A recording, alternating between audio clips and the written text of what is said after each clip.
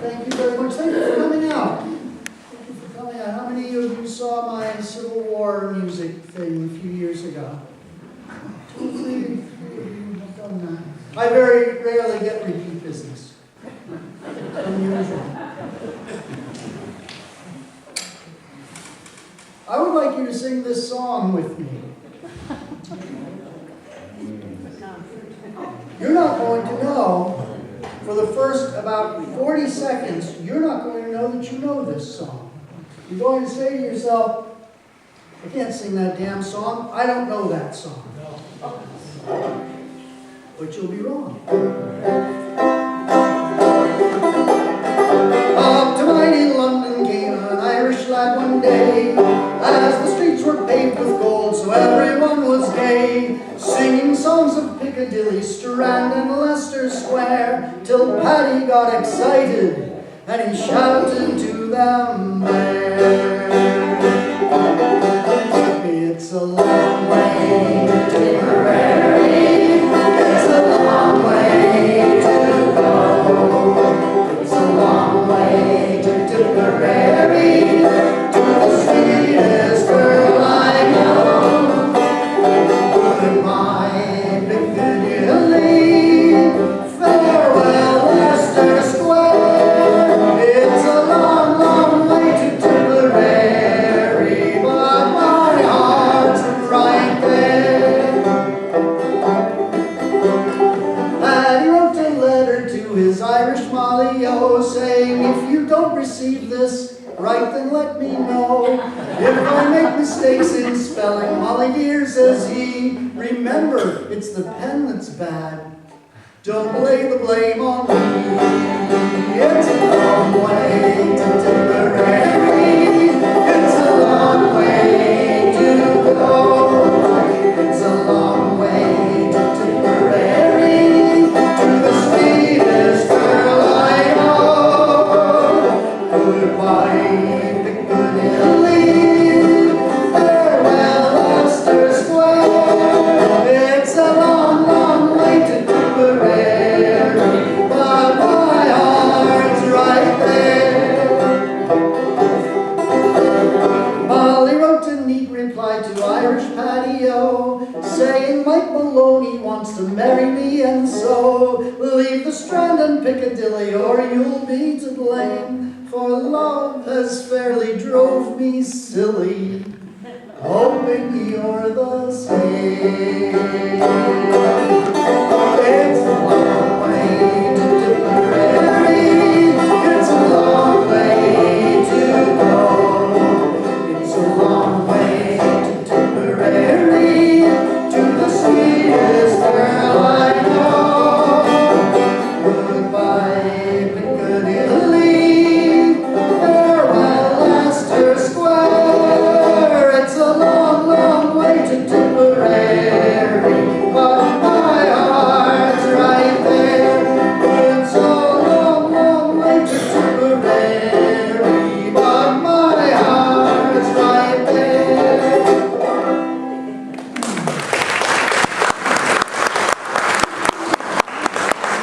Tell the truth now, how many of you recognized that song before the chorus came around? A couple of people did. A couple of people did.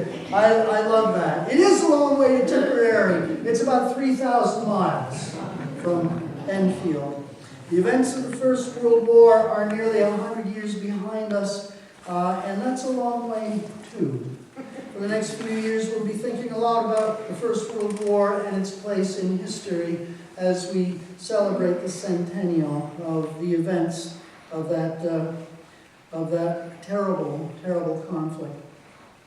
I didn't know the verses to that song until I did the research on it for this program. Turns out that 100 years ago, just about today, that was the most popular song in the world. It was published in 1912 and was somewhat popular before the war. Early in the conflict, a Daily Mail correspondent reported hearing an Irish brigade singing the song as they marched through France. Other units picked it up as a marching song, and then in 1914, a well-known popular singer named John McCormack recorded the song and it became an international hit. Today it's one of the most recognizable songs of the period and is much a part of our, as evidenced by the fact that so many of you knew that song. It's as much a part of our collective heritage as Yankee Doodle, Dixie, Sweet Georgia Brown, or Jailhouse Rock. During the First World War, music tied the men on the battlefields to their families at home. It united people in their beliefs, and it inspired those who left home and family to fight. It also described certain aspects of the conflict. To listen to the popular and folk songs of the First World War is to hear the cultural history of the period brought vividly to life. This evening I'll present a number of songs from the English-speaking side of the First World War and give a little bit of background on the events and issues. Some of these pieces are still familiar. If you recognize them, please feel free to sing along. I like that very, very much. Please, if you'd like to join in, try to sing the same song that I'm singing.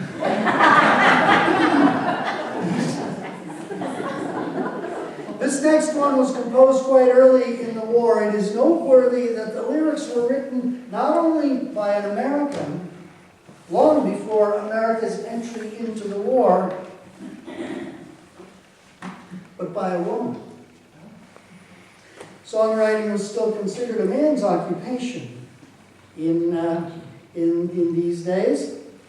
Lena Gilbert, or as she preferred, Lena Gilbert Brown Ford, was living in London when she collaborated with composer Ivor Novello on this patriotic and touching song. Anglophiles and my fellow fans of Downton Abbey will certainly recognize the famous British stiff upper lip in the lyrics of this wonderful song.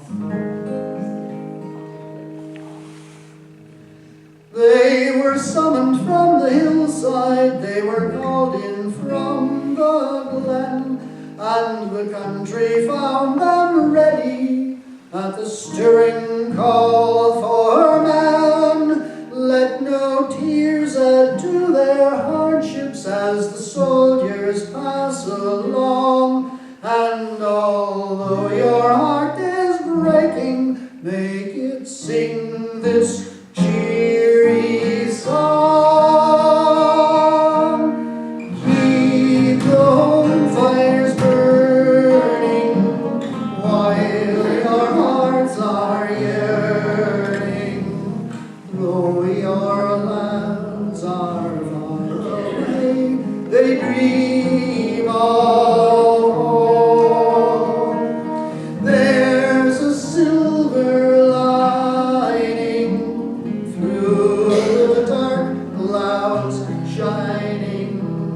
turn the dark cloud inside out till the boys come home.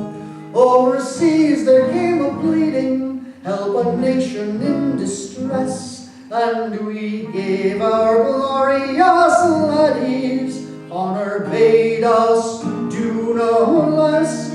For no gallant son of Britain to a tyrant's yoke shall bend, and no Englishman is silent to the sacred call of friend.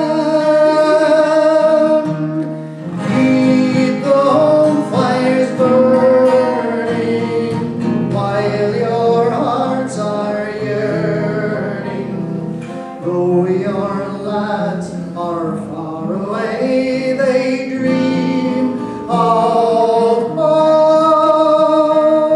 There's a silver lining through the dark clouds shining. Turn the dark cloud inside out till the boys come home. Turn the dark clouds inside out till the boys come home.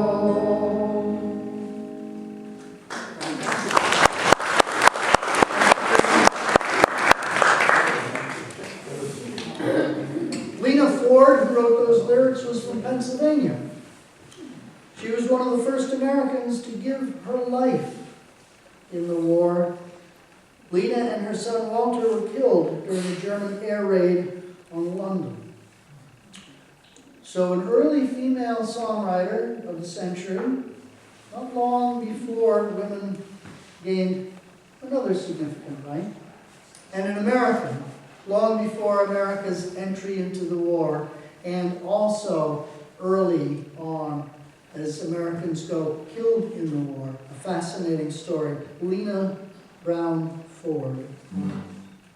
So how was it that in 1914 the British were keeping the home fires burning for their boys who had gone to war? The beginnings of the First World War are easy to put in simple terms. On June 28, 1914, the heir apparent to the throne of Austria-Hungary and his wife were assassinated by a Serbian nationalist. Austria-Hungary decided to use the assassination as justification for an attack on their old enemy of Serbia. At that time, many of the nations of the world had treaties and agreements which bound them to assist their allies in the event of enemy action. When the Austrians attacked Serbia, all of their allies were required by treaty to fight. By the end of 1914, most of Europe was embroiled in an ugly, nasty equivalent of a bar fight, with Germany, Austria, and Hungary on one side, and France, the British Empire, Russia, and Belgium on the other. Powerful and dominant, the Germans decided to go after the French first, and in order to do so, they marched west through Belgium. This was an act of war against Belgium, and this is what brought England into the fight.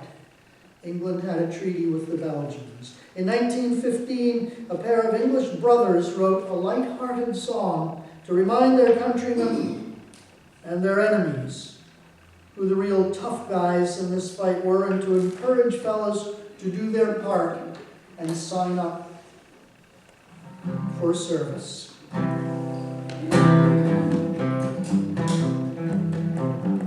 Private Perks is a funny little codger with a smiling, funny smile. 5 feet none, he's an artful little dodger with a smile, a funny smile. Flush or broke, he'll have his little joke. He can't be suppressed. All the other fellows have to grin when he gets this off his chest. Pack up your troubles in your old kit bag and smile, smile, smile, while you loosen to light your fag. Smile, boys, that's the smile. What's the use of worrying? It never was worthwhile. So pack up your troubles in your old kit bag and smile, smile, smile. Private Perks went marching into Flanders with his smile, his funny smile. He was loved by the privates and commanders for his smile, his funny smile. When a throng of Boches came along with a mighty swing, Perks yells out, "This little bunch is mine. Keep your heads down, boys, and sing. Pack up your troubles in your old kit bag and smile, smile, smile, while you loosen to light your fag. Smile, boys, that's the style. What's the use of worrying? It never was worthwhile. So pack up your troubles in your old kit bag and smile, smile, smile." Private Perks came back from Bosch shooting with his smile, his funny smile. Around his home he then set about recruiting with a smile.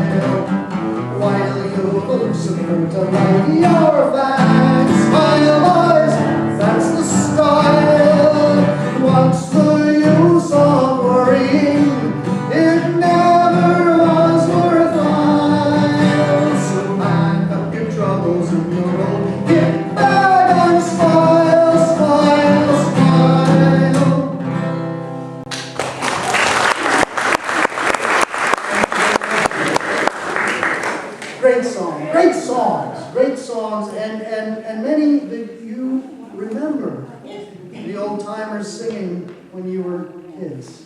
Yeah? Absolutely. Mitch, of course. You know, I had not thought in all the time, I've been doing this program for a little over a year, maybe a year and a half, and you're the first one who has mentioned Mitch Miller. Of course, we learned many of these songs, or maintained a memory of many of these songs, singing along with Mitch and the Bouncing Ball.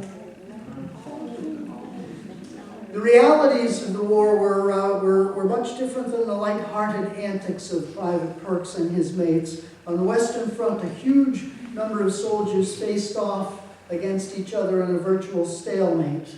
The sides were so evenly matched that neither was able to force movement on the part of the other. So they ended up digging themselves into trenches from which forays were launched. In between the trenches, barbed wire fences were strung to discourage enemy attack. The barren, desolate, bomb and artillery ravaged areas in between took the name No Man's Land. Those who entered the divide were met with almost certain death from gunfire, artillery, grenades, and poison gas. It was a pretty gruesome circumstance. While this nightmare was taking place in Europe, the prevailing feeling here in America was that we should remain uninvolved. In August 1914, President Wilson officially announced that the U.S. would maintain neutrality. There were, however, a number of influential and extremely vocal Americans, including former President Theodore Roosevelt, who were very, very much in favor of involvement. In response to what they considered a dangerous movement to bring us into the war, two Tin Pan Alley songwriters, writing from a mother's perspective, composed a pacifist plea which became extremely popular throughout America. I'd like to ask Dawn Indermal, who is a music partner of mine, to join me for singing this song as it's from a mother's perspective. I think she's more qualified to give a mother's point of view than I am. The song is called I Didn't Raise My Boy to Be a Soldier. 10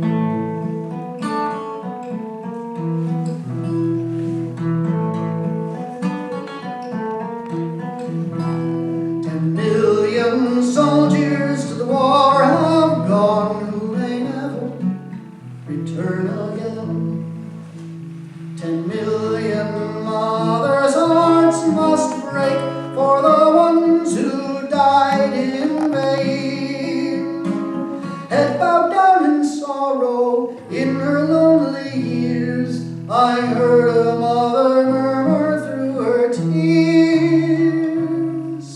I didn't raise my boy to be a soldier. I brought him up to be my pride and joy.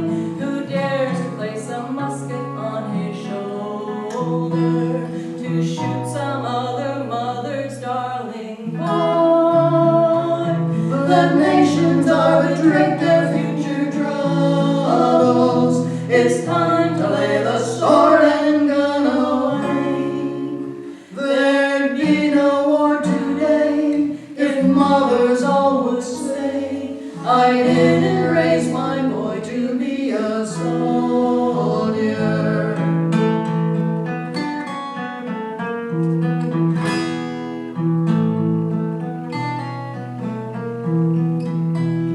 What victory can cheer a mother's heart when she looks at her blighted home?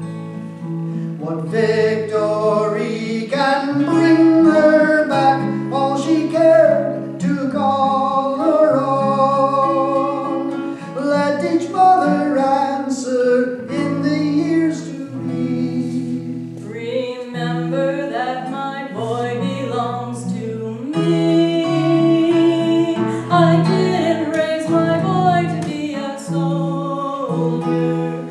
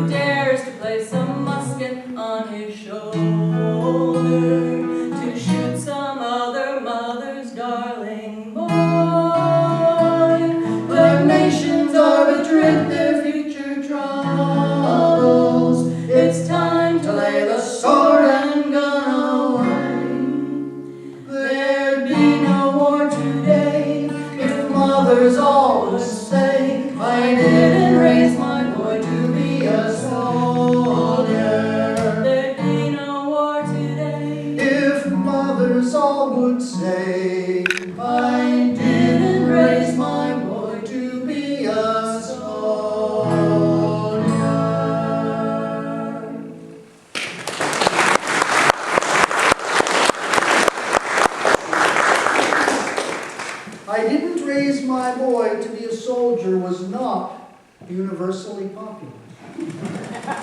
The hawks in America did not like it. Those who opposed women having a say in such things didn't like it either. Parodies abounded, including, "I didn't raise my son to be a coward. I didn't raise my girl to be a voter." And a humorous little ditty with what I assume was a nod to Upton Sinclair's 1906 book, The Jungle, entitled, "I didn't raise my dog to be a sausage."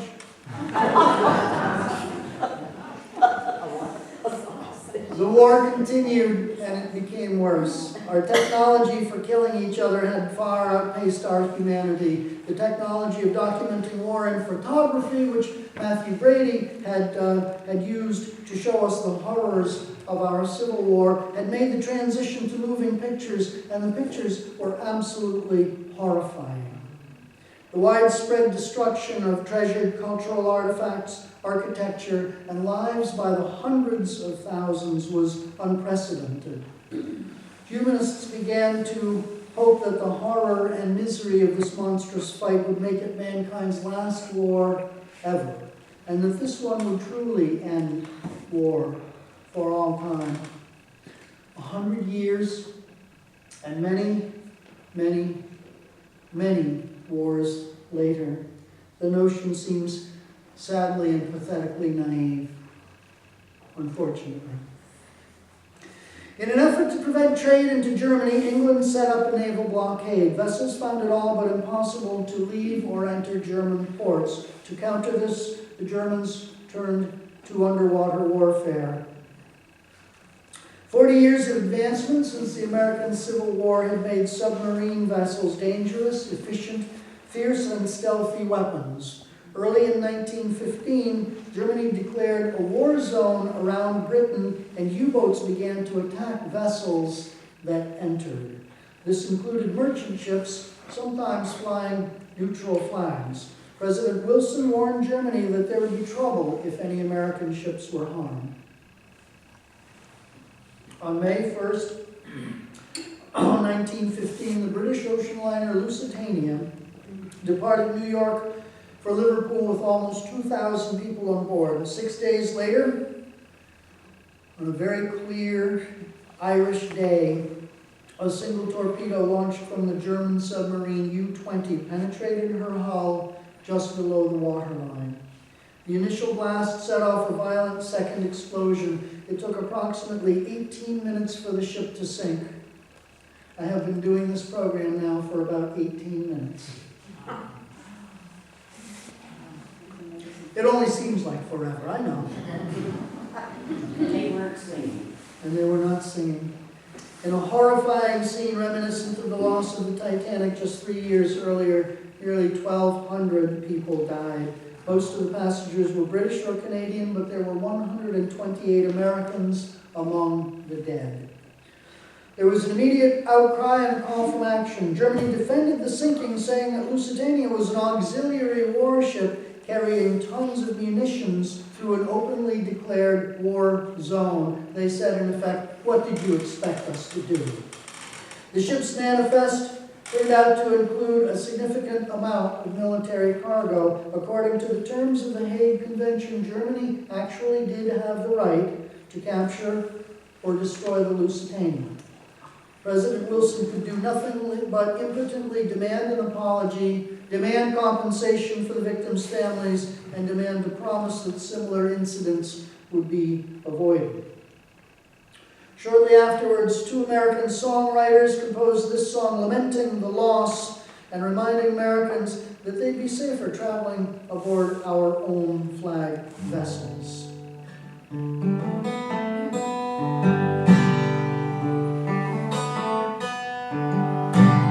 The nation is sad as can be. Message came over the sea. 1,000 or more who sailed from our shore have gone to eternity. The Statue of Liberty high must now have a tear in her eye. I think it's a shame, someone is to blame, but all we can do is just sigh.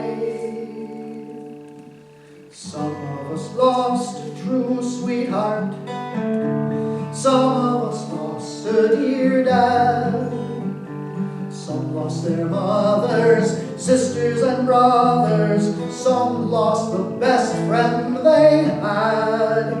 It's time they were stopping this warfare. If women and children must drown, many brave hearts went to sleep in the deep when the Lusitania went down.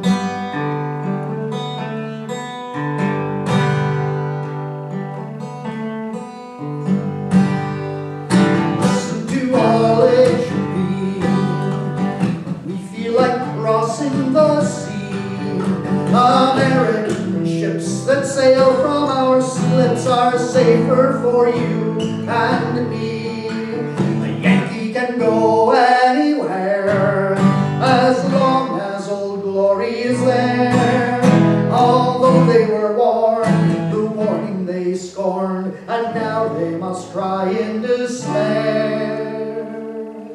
Some of us lost a true sweetheart, some of us lost a dear dad, some lost their mothers, sisters and brothers, some lost the best friend they had. It's time we were stopping this warfare. If women and children must drown, many brave hearts went to sleep in the deep when the Lusitania went down. Many brave hearts went to sleep in the deep when the Lusitania went down.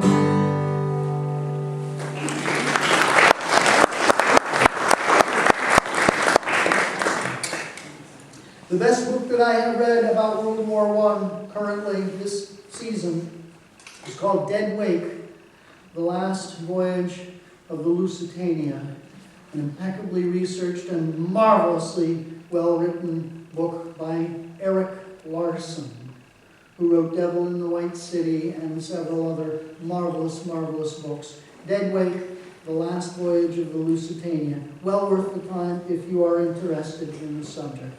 Public outrage over the loss of American lives was substantial. Those who advocated entering the war became even more vocal. But in the presidential election of 1916, Woodrow Wilson, still advocating a peaceful settlement negotiated with American help, defeated a pro-war opponent. We were not ready yet to enter this fray. Debate about our involvement was fierce. A large, vocal pacifist lobby battled a strong preparedness movement which had been inflamed by the Lusitania incident. As part of a set of compromises, America's military began to expand significantly. We were beginning preparations just in case. In January 1917, Germany resumed unrestricted warfare, submarine warfare, which they had suspended for a period of time.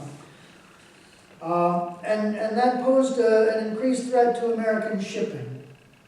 It was getting more and more dangerous out there, but the last straw came, and I find this the most fascinating. I have to say, I had no idea about this next aspect of it before I did the research for this particular presentation. I love this.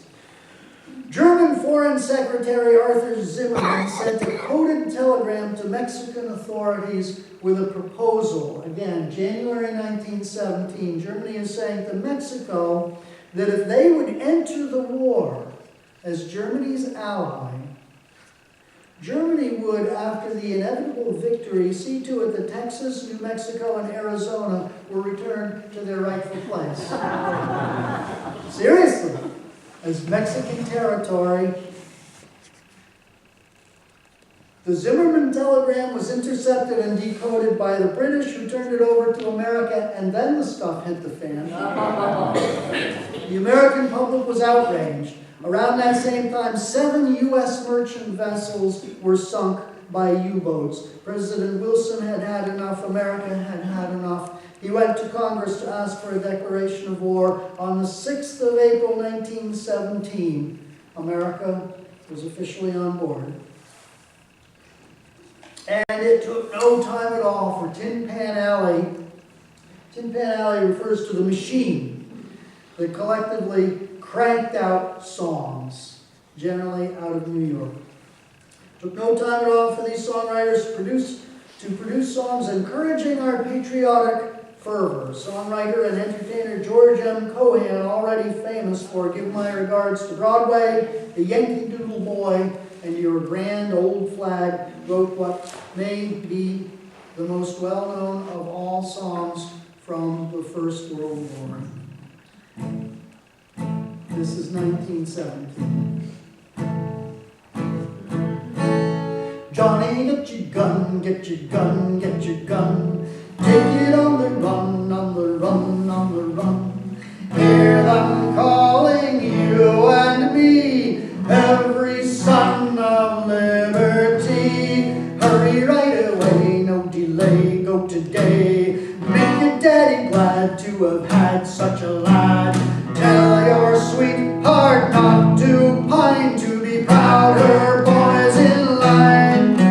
Over there, send the word over there. Like the Yanks are coming, the Yanks are coming. The drums from Tommy everywhere. So prepare, say a prayer. Send the word to beware. We'll be over, we're coming over, and we won't come back till it's over there. Johnny, get your gun, get your gun, get your gun. Johnny, show the Hun you're a son of a gun. Hoist the flag and let it fly. The Yankee Doodle do or die. Like your little kid, show your grit, do your bit. Yankees to the ranks, from the towns and the tanks. Make your mother proud of you, and the old red, white, and blue. Over there, send the word over there. But the Yanks are coming, the Yanks are coming. The drums from Tommy everywhere. So prepare, say a prayer. Send the word to beware. We'll be over, we're coming over, and we won't come back till it's over there. We'll be over, we're coming over, and we won't come back till it's over there.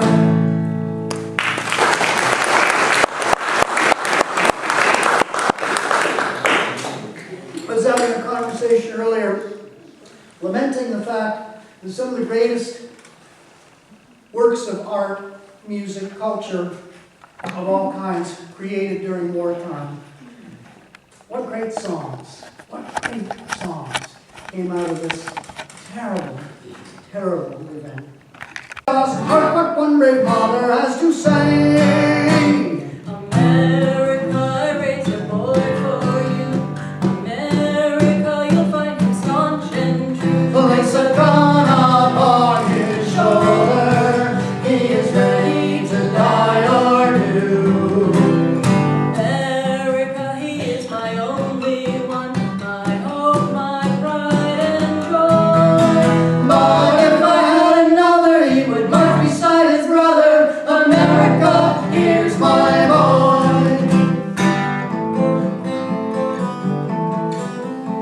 There's a million mothers waiting by the fireside bright, a million mothers waiting for the call tonight. And while within each heart there'll be a tear, she will watch her boy go marching with a cheer. America, I raised a boy for you. America, you'll find him staunch and true. Place a gun upon his shoulder, he is ready to die or do. America, he is my only one, my hope, my pride, my joy. But if I had another, he would march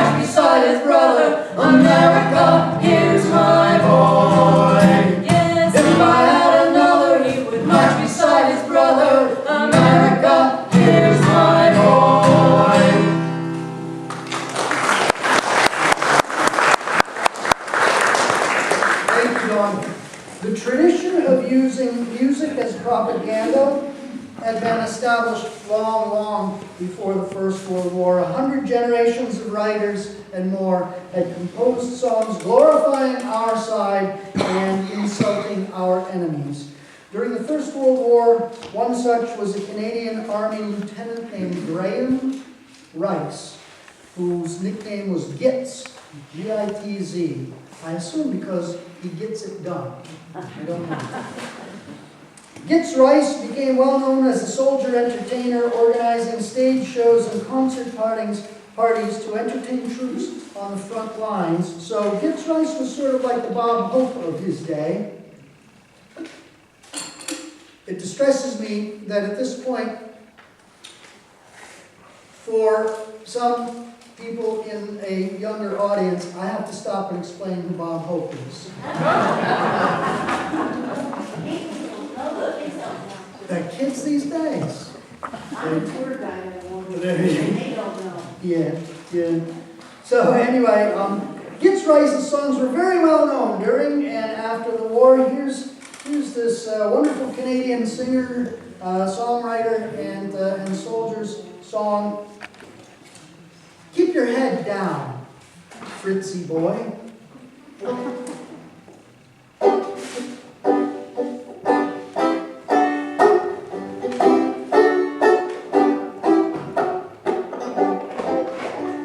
Over in the trenches, up to their eyes in clay, Billy and Jack and Jimmy and Joe are singing all the day. When they see a German sticking up his snout, they give him a chance to get out of France. When they all shout, "Keep your head down, Fritzy boy.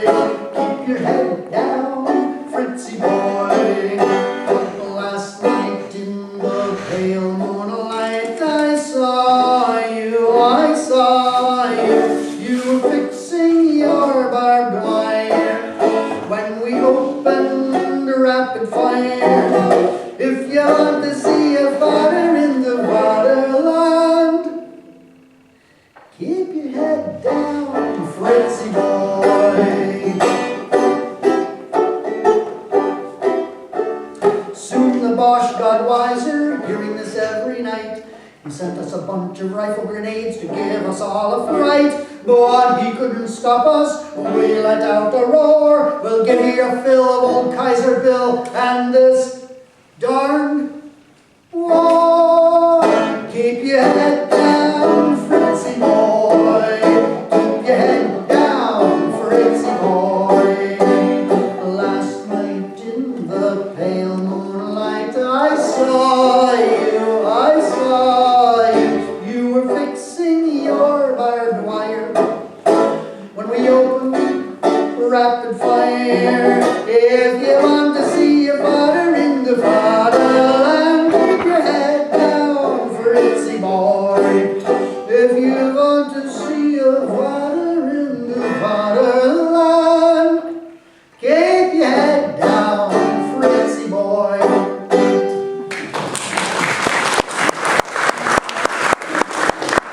Thank you. So far, all of the songs that I have presented today were written by or composed by identifiable and really mostly professional songwriters and lyricists. But World War I, like all wars, produced many songs that came into being anonymously, often from the ranks of soldiers themselves. In World War I, these were referred to as trench songs. Most of you remember Mademoiselle from Armentières, which was borrowed for the Second World War as well. And an obscene, marvelously obscene variant of Mademoiselle from Armentières called "Three German Officers Crossed the Rhine." These are well-known examples of trench songs. But this next piece is my favorite of the trench songs. It was often used as a marching song, and for reasons that will become obvious to you as we go along, this song was unpopular among the officers. Attempts to suppress it, however, were unsuccessful. If you want to find the general, I know where he is.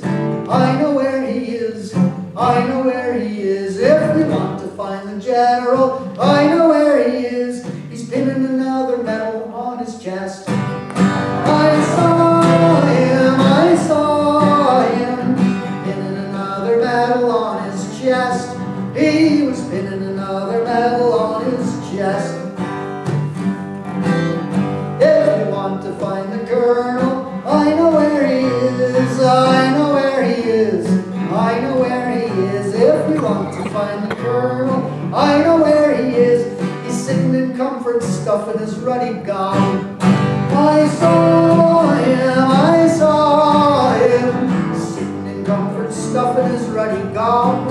He was sitting in comfort, stuffing his ruddy gob. If you want to find the Major, I know where he is. I know where he is. I know where he is. If you want to find the Major, I know where he is. He's miles and miles and miles behind the line. I saw him, I saw him. He was miles and miles and miles behind the line. He was miles and miles and miles behind the line. If you want to find the captain, I know where he is. I know where he is. I know where he is. If you want to find the captain, I know where he is. He's knocking off the adjutant's wife. I saw him, I saw him knocking off the adjutant's wife. I saw him knocking off the adjutant's wife. If you want to find the sergeant, I know where he is. I know where he is. I know where he is. If you want to find the sergeant, I know where he is. He's drinking all the company's rum. I saw him drinking all the company's rum. Drinking all the company's rum. If you want to find the soldiers, I know where they are. I know where they are. I know where they are. If you want to find the soldiers, I know where they are. They're hanging on the old barbed wire. I saw them hanging on the old barbed wire. They are hanging on the old barbed wire.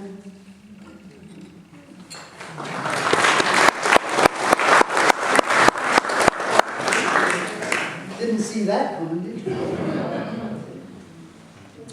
Romance in wartime is inevitable. Far from their homes, gallant young men living at the edge of death encountered women whose lives were filled with turmoil and fear. They often turned to one another for love's comfort in dangerous times. Many romances that developed between soldiers and the women they encountered made memories that lasted for lifetimes. Each and every one of us, I think, knows someone who encountered someone far away and brought them back. Many others were left behind. Numerous popular songs were inspired by these relationships. In marked contrast to the rowdy, racy trench songs, there were a number of very sensitive and charming numbers composed. The lyrics to this next song were written by a fellow named Fred Weatherly.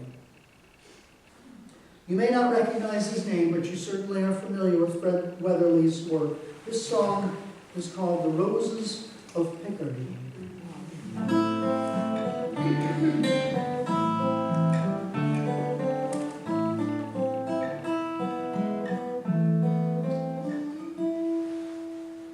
She is watching by the poplars, Collinette with the sea blue eyes. She is watching and longing and waiting where the long white roadway lies. And a song stirs in the silence as the wind in the boughs above. She listens and starts and trembles. 'Tis the first little song of love. Roses are shining in Picardy in the hush of the silver dew. Roses are flowering in Picardy, but there's never a rose like you. And the roses will die with the summertime, and our roads may be far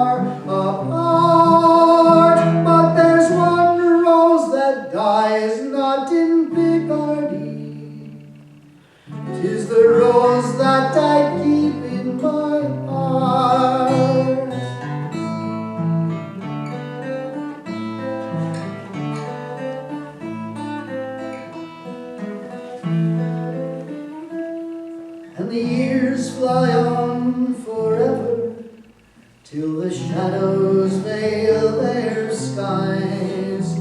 But he loves to hold her little hands and look in her sea blue eyes, and she sees the road by the poplars where they met in the bygone years. For the first little song of the roses is the last little song she hears. Roses are shining in Picardy in the hush of the silver dew.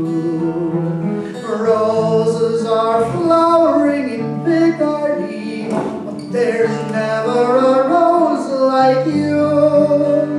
And the roses will die in the summertime, and our roads may be far apart. But there's one rose that dies not in Picardy, 'tis the rose that I keep in my heart.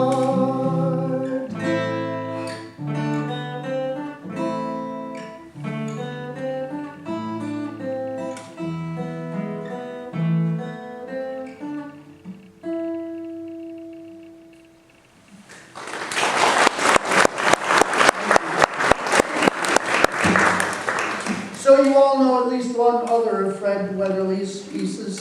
Fred wrote Danny Boy, which had been a giant hit 2 years earlier in 1914. So this 1-2 punch of Weatherly's made him quite the hit maker. Many of us have family connections to World War I, and here's mine. In April 1918, an American doctor was sent by the Red Cross from New York aboard the steamship Chicago to work at a hospital in Beauvais in French Picardy. While stationed there, this is about 60 miles away from Paris. While stationed there, the doctor kept a diary which included the following complaint. I am that unique individual in the history of this great war who up to date has had no thrilling experiences, barring air raids in Big Bertha. Big Bertha was the name given to heavy German siege guns which were often heard from the hospital at Beauvais. I would have been happy not to have experienced air raids in Big Bertha, but that's me. This feisty doctor, an 1893 medical school graduate, was my wife's great-grandmother. Jessie Weston Fisher. Her World War I diaries and letters are the subject of a program that's in development, and we hope to bring it here when it's finished. Once America entered the war, her entertainers and writers actively carried on the business of raising morale and keeping it high. Tin Pan Alley's slogan at the time was, "Music is essential to win the war." In 1917, established hitmaker Irving Berlin was drafted and sent to Camp Upton in Yaphank, that's Y-A-P-H-A-N-K, Yaphank, Long Island, to write songs in support of our cause. His patriotic tribute to the U.S. Army, called Yip, Yip, Yaphank, produced a number of well-known songs, including God Bless America, as well as this little complaint against a universally hated military routine. The song became wildly popular. The other day I chanced to meet a soldier friend of mine. He'd been in camp for several weeks. He was looking fine. His muscles had developed and his cheeks were rosy red. I asked him how he liked the life, and this is what he said. Oh, how I hate to get up in the morning. Oh, how I'd love to remain in bed.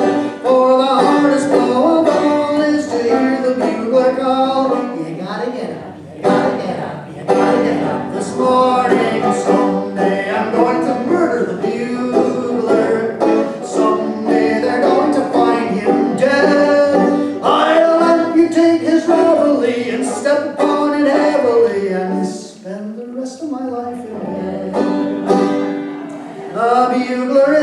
he is the luckiest of men. He wakes the boys at 5 and then goes back to bed again. He doesn't have to blow again until the afternoon if everything goes well for me. I'll be a bugler soon. Oh, how I hate to get up in the morning. Oh, how I'd love to remain in bed. For the hardest blow of all is to hear the bugler call. You gotta get up, you gotta get up, you gotta get up this morning. Someday I'm going to murder the bugler. Someday they're going to find him dead. I'll amputate his reveille and step upon it heavily and spend the rest of my life in bed. Oh, how I hate to get up in the morning. Oh, how I'd love to remain in bed. For the hardest blow of all is to hear the bugler call. You gotta get up, you gotta get up, you gotta get up this morning. Someday I'm going to murder the bugler. Someday they're going to find him dead. And then I'll get that other pup, the guy that wakes the bugler up, and spend the rest of my life in bed. And spend the rest of my life in bed.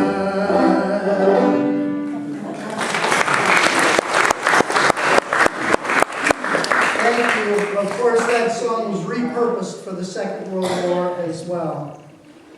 America's entry into the conflict marked the beginning of the end for Germany and her allies. The Americans were fresh, enthusiastic, and strong, and the enemies, seeking no end in sight, were weary and losing heart. The balance in this war of attrition tipped heavily against the Germans, and at the end of 1918, an armistice was negotiated. Fighting ended on the 11th hour of the 11th day of the 11th month of 1918. On June 28, 1919, exactly 5 years and 10 million military deaths.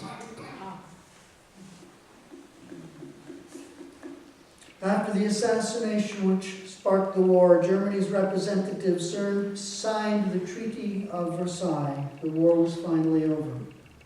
But the music continues. Over the years, many songwriters have found inspiration in the stories of that great and terrible war. Noteworthy modern songs about World War I include John McCutcheon's touching ballad called Christmas in the Trenches, about a famous unauthorized truce in 1914. Many of us heard the exotic name Gallipoli first. In Eric Bogle's haunting song, the band played Waltzing Matilda, about the terrible slaughter of young men from Australia and New Zealand after their landing at Suvla Bay, Turkey, Ottoman Empire. Eric Bogle's The Green Fields of France, also known as Willie McBride, is another wonderfully melancholy composition about the war. I have one more song to present for you today, and it's a good thing because my gin is almost gone. I want to thank you very, very much for spending this time with me. I hope you've enjoyed the presentation. Of course, I've only scratched the surface of the vast, huge number of songs created during the period. If you have any questions about anything I've said here today, some of which was actually true and accurate, I'd be very pleased to talk with you about it. Looks like we have snacks and such on the table over there. Let go. Lay dead. Stay. My recordings. Sorry? If only you listened so well. If only I listened so well. I don't know. I've got to play dead pretty well.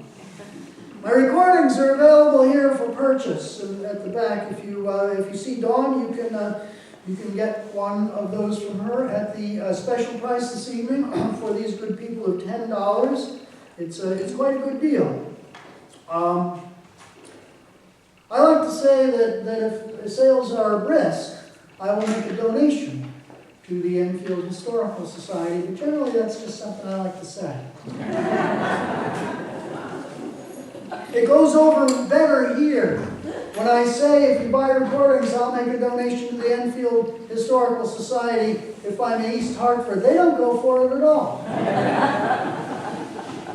If you'd like to keep informed about my presentations, you can sign up for my monthly email newsletter in the back there. I send a letter out about once a month to tell you where I will be, and that helps people all over the East Coast plan which events they're going to avoid. The end of World War I was a time of great celebration. Lyricist Fleta Jan Brown teamed up with composer Peter DeRose to create this song to celebrate the peace. Thank you again for spending this time with me this evening. I have enjoyed it very much. I hope I didn't make it too obviously that I've enjoyed this. We scholars are supposed to be stuffy and unimpressed.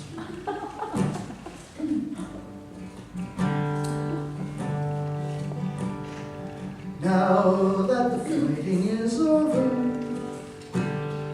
now that the war is done, through all the fears and the heartaches and tears, there's been a victory won. The cannons can cease loudly booming over the right and wrong.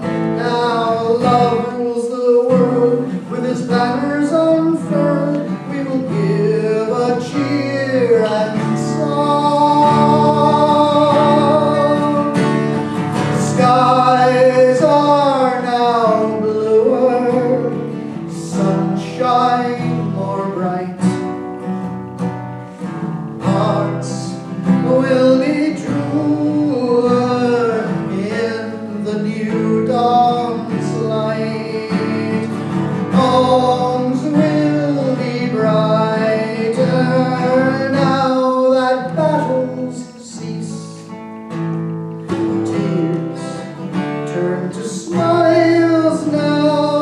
All the world is at peace. Over the mountain of trouble, there lies a valley green. High up above is the kingdom of love, so peaceful and serene. And in each heart is a longing for liberty and right. And out of the gloom of the great cannon's boom has come happiness and light. Skies are now bluer, sunshine more bright. Hearts will be truer in the new dawn's light. Homes will be brighter now that battles cease. Tears turn to smiles now. All the world's at peace. Tears turn to smiles now. All the world is at peace.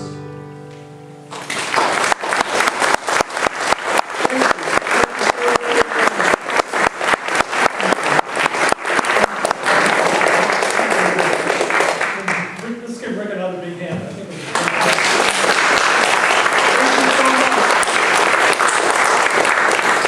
think we have a selection of CDs back there available.